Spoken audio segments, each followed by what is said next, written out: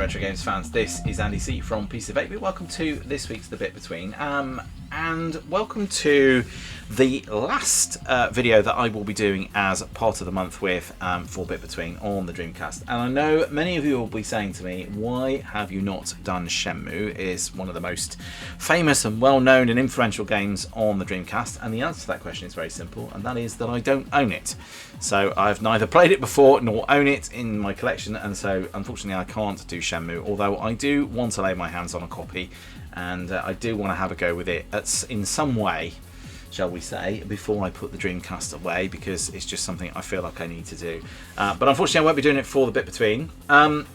This game, on the other hand, is also one of Dreamcast's most influential games anyway, even if it doesn't always get the recognition that I think it probably deserves. This is, of course, Metropolis Street Racer, or MSR. It was released by Bizarre Creations in 2000, and it's not just about crossing that finish line at any cost, it's about doing it in as much style as is possible. And instead of rewarding reckless driving, MSR introduced this idea of a revolutionary Kudos system. So basically, when you're drifting through corners, you're overtaking cleanly and hitting walls, not hitting walls and traffic, you'll earn points. When you smash into something, those Kudos points are gone, and it basically encourages you to drive more smoothly and more skillfully before games like Project Gotham really start to make that idea famous. The game features an incredibly detailed set of recreations of 3 real cities. We've got London, Tokyo and San Francisco. And with over 250 routes built from all of them, it is really quite flexible, and there's a lot to do. It even includes a real-time day and night system that matches that internal clock, which makes the world feel pretty alive, I would say, which is impressive for a game that was released over 25 years ago. It was well loved. It would get scores around the 90% mark, and a lot of people loved that originality, the graphics, the sense of atmosphere. And it sold around 500,000 copies, which is very respectable, I would say. Not necessarily blockbuster numbers. Part of that is probably due to the fact that it arrived quite late in the Dreamcast's life, just as Sega's hardware business was really starting to wind down. And its real legacy then ultimately comes after the Dreamcast, when Microsoft launches the Xbox. Bizarre Creations evolved the Kudos system into the Project Gotham Racing system, and it turned it into one of the Xbox's flagship racing franchises. So I guess in many ways, MSR didn't just end an era for Sega, it kind of started a whole new one somewhere else. Look at the detail you're seeing on the screen here at the moment. That's absolutely fantastic for a game that's 25 years old. It looks really, really good.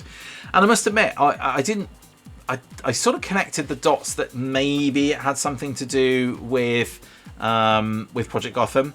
And of course, yeah, it does. It is what came first, and I've never played this game, as it happens. This is something I've not played before, but it certainly felt very, very familiar to me as someone that has played Project Gotham Racing. And I think it looks fantastic for a game of its age. It just looks really, really good, and it is a lot of fun to play as well. So let's dive in to the streets of London, and let's give this game a bit of a go, and I'll talk through some of the facts and a little bit of my gameplay as we do it, and we can ascertain then whether we think that Metropolis Street Racer still deserves that legendary reputation. Let's dive into some gameplay.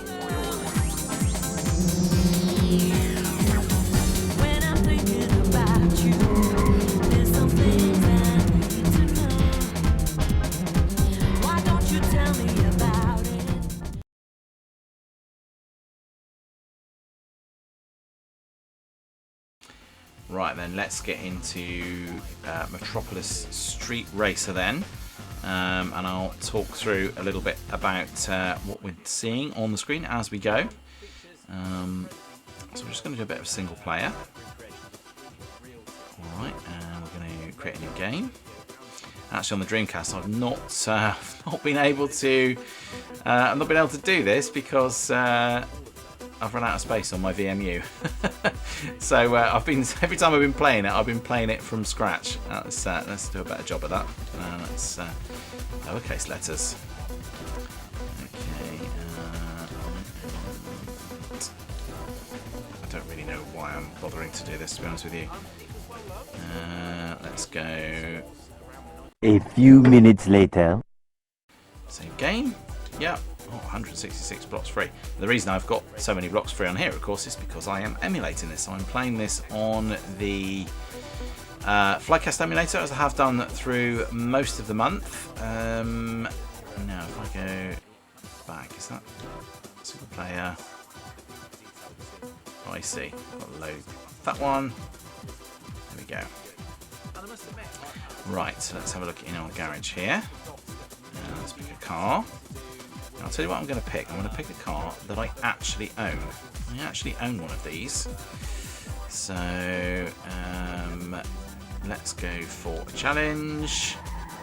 And then let's have it in the default settings there like that. There was a lot of licensed vehicles actually in the game. So I'm just looking on my list here. TVR, Lotus, Fiat, Peugeot, Renault, Alfa Romeo, Audi, Volkswagen, Ford, and of course MG, amongst others. I mentioned before that we have those 3 cities. So we've got London, Tokyo and San Francisco, and then there's 250 routes built from all 3 of those. And I'm going to do, I think I've got to do London anyway because I'm just starting the game. So this is what I've got to do. So I'm probably just going to do a couple of races. So we're going to play for about 10 minutes. Like I said, I played this a little bit before. And I appear to be on my own here. I don't know whether I meant to do that. Oh, I think I have to do a certain time, that's right. Oh, I was trying to do the D-pad there, that's not going to work. So as I mentioned before, I'm playing this on the Flycast emulator on my Mac. Which means I'm playing this, as always, with my PS4 controller. Shouldn't seem too bad on this one. As I said before, some games seem to work better than others. That did not go well at all. I've already messed that lap up. Let me know your memories, as always. I know I always say this, but let me know your memories of Metropolis Street Racer, what you think. I think it is very clear to me that Project Gotham DNA in here. Another fantastic game series on the Xbox. I keep screwing that one corner up, and then that just screws my entire lap up. Do you know what? I think I've been hitting the wrong button for brake as well, which is not helping me here. That's better. More of an effort to get around there. Every single time. One of these days I'm going to get around that corner and learn it properly. I'll have to go quiet for a minute. When I get over the line next time, I'll go quiet so I can actually... it'll just let me keep doing this until I reach that 21 seconds marker. And then what we're going to do after that is we're going to have a race. We did it! 20.656. Not exactly spectacular, but it'll do. I'll leave the registration. I'm not going to put my registration of my actual car in there. That would be insane. Right, okay, let's do some racing. Alright, so chapter target 1250. Chapter 1, training. Hot lap. Alright, new car in 10 races. I think I've got to do another hot lap. Target time, 49.2 seconds. Let's race. San Francisco, Pacific Heights, laps 3, start race. Okay. Okay. Yes. Now this is the thing as well. It's 10:13 a.m. in, so it's 6:15 a.m. as I'm recording this in the UK. It's 6:15 p.m. in the UK as I'm recording this, and it's 10:13 a.m. in San Francisco. So it's the same time of the day, which is nice little attentions to details like that. I think are really impressive. I mean, today's day and age, I don't think people would necessarily be so impressed with that, but I think back then this is the sort of stuff that we thought was pretty cool. Way around the corner there. Now I've got to do 49 seconds. Well, I assume that's 49.2 in one lap. Oh dear. Okay. Alright, try not to crash then. Okay. 13. This is actually quite hard because the corners are just sort of I don't actually know where I was going there. Oh, that's harsh because there was no indication of where I was going there, and I've not done this map before, so I didn't know. So I got a penalty for that, which sucks. Probably wouldn't be an MGF driving around San Francisco for sure, although it would probably seem quite exotic if there was. It's a little British roadster made in Birmingham before Rover went bust. That was freaky. It was a little ghost car there. I was not expecting that. Yeah. Oh, dang. Dang it. I've got quite a bit of heavy braking here. I am 0.8 of a second ahead. And that's good actually, because I think oh, you got to brake real heavy there. 49.2. Am I going to do it? Oh, 3 seconds up, so there's a good chance I will. I don't know how I managed to do a race before. I might have just put it in like an arcade mode or something. How are we doing? 45, 46, 47. 48, I think we did it. We did it. I think we've got one more lap, see if we can improve on that. Oh, for goodness sakes. Exactly the same thing. You can see the ghost car in front do exactly the same thing as me on the previous lap. Oh, absolutely hopeless. Okay. I just can't get over how good a looking game this is, I'll be honest with you. I think it looks fantastic. Really nice attention to detail. I love the fact that we've got the licensed cards in it as well, which is just adds to that little bit of realism as well. I think that definitely adds something to it. Can we beat our previous time is a question. I'm not sure that we can, especially if we do that. 47.383. I don't know what the penalty was. Did I get a penalty, or was that just my Kudos points? I'm not entirely sure I know what. New car, hot lap, and that's a hot lap. So if I come back out of this, can I just do a race? That's what we really want to do, isn't it? Quick race, there we go. That's what I did before. Let's do a quick race. So let's have a selection of cars, shall we? I might live to regret this. Let's have an MX-5 and a Fiat Barchetta, I think it is. Fiat Barchetta. Let's have a... Oh, I can't unlock any of those. You can see some of the other brands here as well. We've got Opel, or if you're in the UK, that's Vauxhall. Renault. Oh, 2 Opels by the looks of it. Alfa Romeo, Peugeot. We've got a few Peugeots in there. Some Toyotas. Mercedes. Audis. A lot of cars. Mitsubishi. Another Opel. Ford, Nissan. Another MG. I wonder what that is. Oh, that is a Jensen.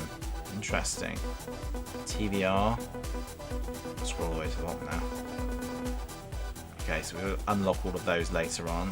Let's put another MG in there then as well, and then let's leave it at that. So we've got real time of day, weather's clear. Should we put some weather effects on? Like, because we're crazy, let's do it. Let's go for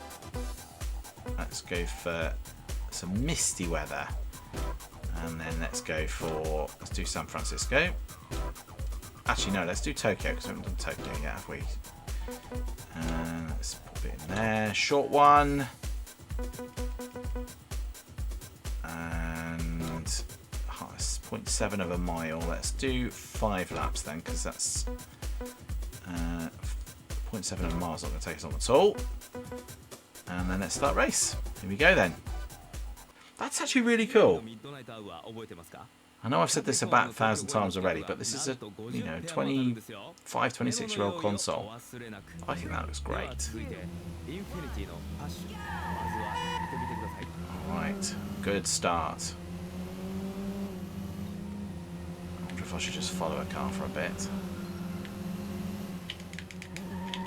One thing I have discovered with this as well is if you get behind, it is very, very hard. Oh, you've got to be kidding me. He just stopped on a curb.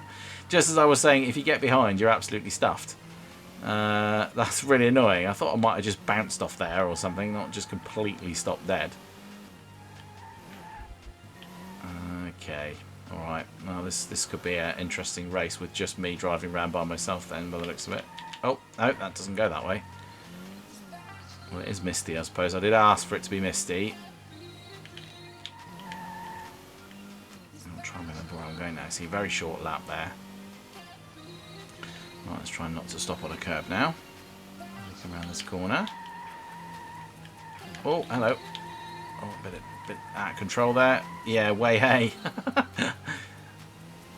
Right. Oh, this is terrible. This is not going to be a great example of racing because you're not going to see any of the other cars, I don't think, for a while.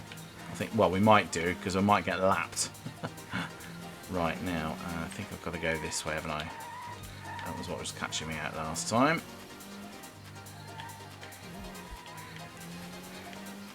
Lots of nice little effects as well. I like the little bit of sort of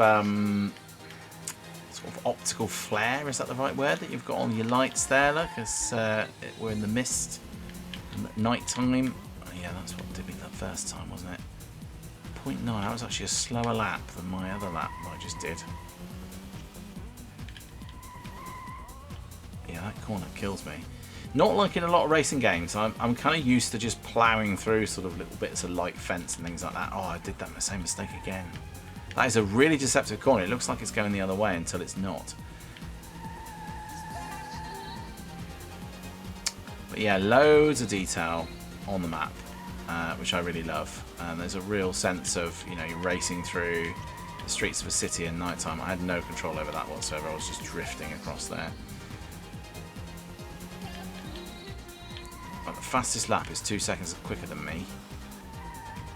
I'm not actually catching anyone. I might be catching the back car up actually, so let's see if I can catch them before I finish this race, or at least see a little bit of wheel-to-wheel action maybe. There they are.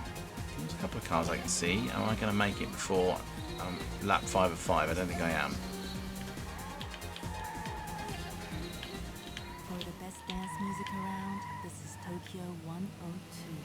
So I was concentrating and I went very quiet. Apologies.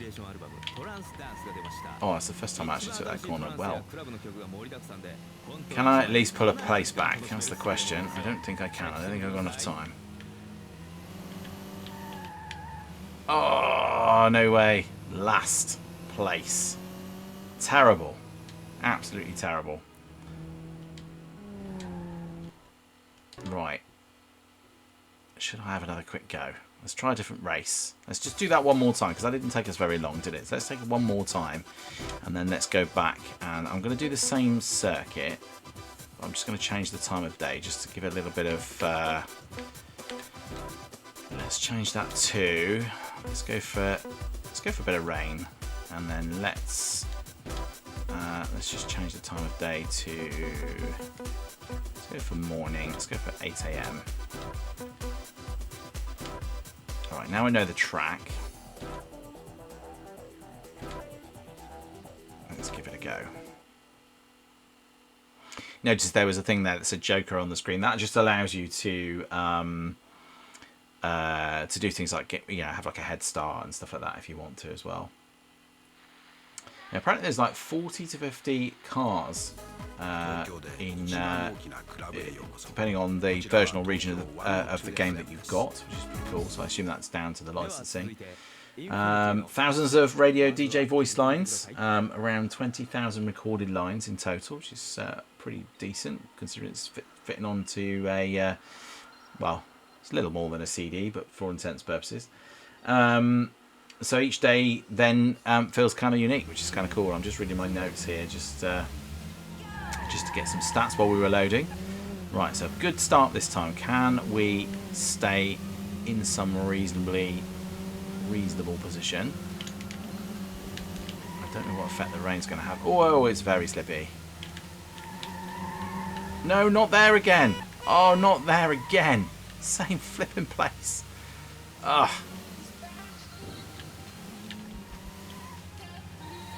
Yeah, the scenery is very unforgiving. Although I have done some PlayStation 1 racing games as part of the lap time challenge, and yeah, I have to say there are some on there that are even more unforgiving. I just did Toka recently, and the scenery on that is very unforgiving, and your car ends up facing the wrong way very, very easily. And some other games as well where you touch the edges and you just stop. Although that does appear to be the case in this game as well. I think if you skirt something, it just slows you down. I'm in last now. Lots of concentration happening here. I've got around that corner a bit better. 5.7 seconds faster. So there is definitely some drifting going on, which is kind of cool, but I was thinking this wet weather it is a bit leery, so I'm a little bit all over the shop.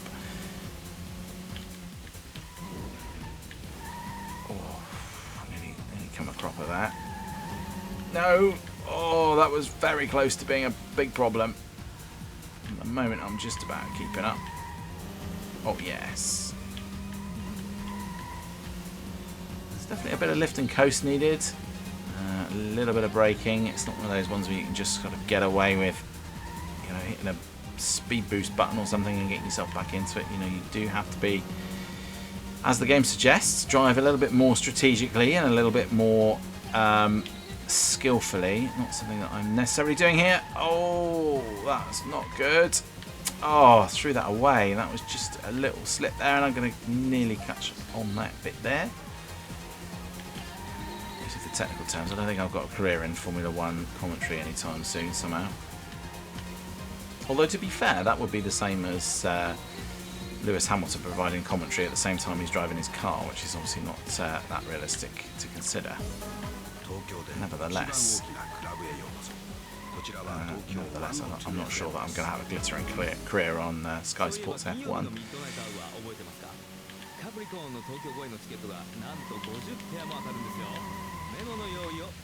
Oh no, I keep nearly catching up and then I keep messing up. Okay, I'm not last at least at this moment. What am I on? That 5 of 5. It's the first time I've gone around that corner without touching the sides.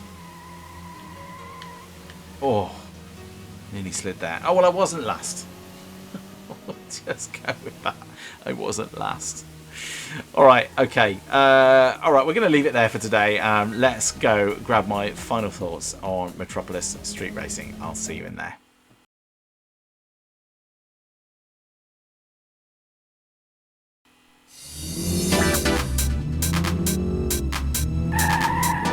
So there you go, that was Metropolis Street Racing on the Dreamcast. The game that came before Project Gotham Racing certainly feels very, very similar in terms of the way that you play it, the way it looks, everything else associated with it, the Kudos system, all of those things are fantastic. What do I think of this game? Well, yeah, it's great, isn't it? I know we've done a few races this month, if you count Crazy Taxi as a racer as well. But they seem pretty good on the Dreamcast, actually, I would say. And this game is no exception. It is really, really good.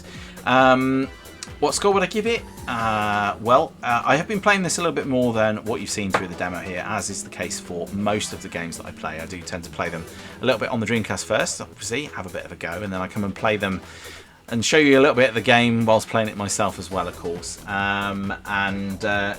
Yeah, I've really enjoyed it. I think it works a little bit better, as with a lot of these games, on the proper Dreamcast controller. I think that definitely helps as well. The fact that I've not been able to save because my VMU is full, yeah, that's been a bit of a limiting factor, because it means that I haven't really been able to really get fully into the game, into the depth of the game. But I definitely feel like I've played enough of it now to really get a good feel for what I think of it and how good it is. So I would say this is a 4 out of 5. 4 out of 5 parrots, of course. I think, yeah, I think it's a very, very solid game. It's really, really good. I think the handling of the The cars is really good. I think, I like the fact that you've got the dynamic weather effects, gives different handling, different visibility. I think the detail of the game is also really, really good. Lots of nice detail in the cities. There's lots of variation in the tracks. Although you're only in 3 cities, there's lots of different track layouts that you can do and different lengths of tracks as well, which is really, really good as well. Loads and loads of cars to pick from. And it's nice to always find a game when you've got a car, when one of the cars is a car that you've driven yourself or a car that you own, because it's quite nice doing that. Needless to say, I'm not going to go driving my MG in that way. It is very old and delicate, and she might just fall apart if I did that. But yeah, it is quite nice. I'll be totally honest with you. When I was playing this on the Dreamcast, I put my own registration number on it and made it the colour of the car that I've got. Yes, it is that tragic, but it was nice. It just adds little things like that, just add to the immersion of the game, just get you a little bit more involved in it. I think it just helps a lot. So there you go. That is then MSR, Metropolis Street Racing, on the Dreamcast, and yeah, the start of something great, I think. And actually, to be honest with you, I'm a little sad that we don't have Project Gotham Racing on the Xbox either anymore. I think that's fantastic. Much as I love Forza, which sort of essentially replaced it for all intents and purposes, I think Project Gotham Racing was a fantastic racing series. Really, really, really enjoyed playing those games, especially when I did the 360 and the original Xbox a few months back. I just really enjoyed getting into those games. Fantastic, fantastic games.